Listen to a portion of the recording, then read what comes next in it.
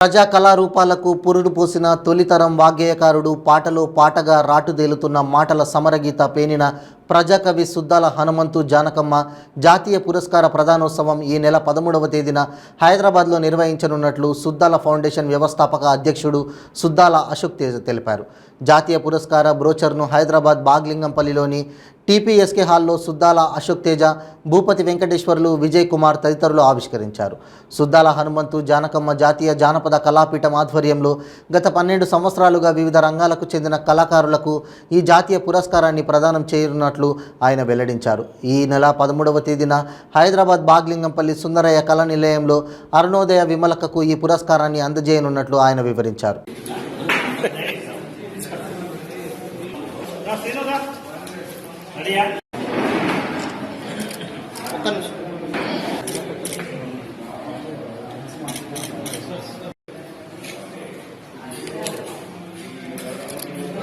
జాతీయ పురస్కార ప్రదానోత్సవం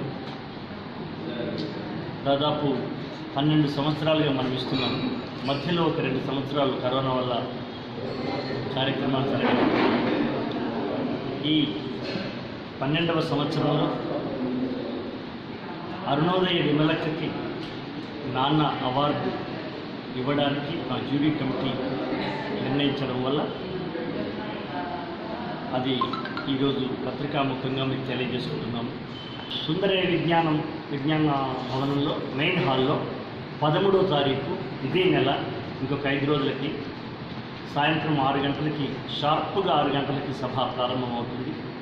దానికి హైకోర్టు న్యాయమూర్తి రాధారాణి గారు, ఆర్ నారాయణమూర్తి ప్రజానటుడు ముఖ్య అతిథులుగా, శ్రీ కాశీం తెలుగు శాఖ అధ్యక్షుడు ఉస్మానియా విశ్వవిద్యాలయం, శ్రీ అయినంపూడి శ్రీలక్ష్మి ప్రముఖ రచయిత్రి అక్షరయాన్, సభాధ్యక్షులుగా కోయి కోటేశ్వరరావు గారు తెలుగు శాఖ అధ్యక్షులు సిటీ కాలేజ్, స్వాగతోపన్యాసం తమ్ముడు శ్రీ భూపతి వెంకటేశ్వర్లు మౌలికపూర్ ఇస్తున్నాము.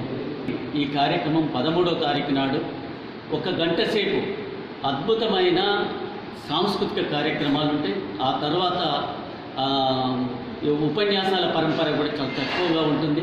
ఏదేమైనా కార్యక్రమం చాలా ఆరంభం కానీ ఈ కార్యక్రమం ముగింపు కానీ, ఆరంభం అద్భుతం, ముగింపు మురిసేలాగా ఈ కార్యక్రమం జరుగుతుంది.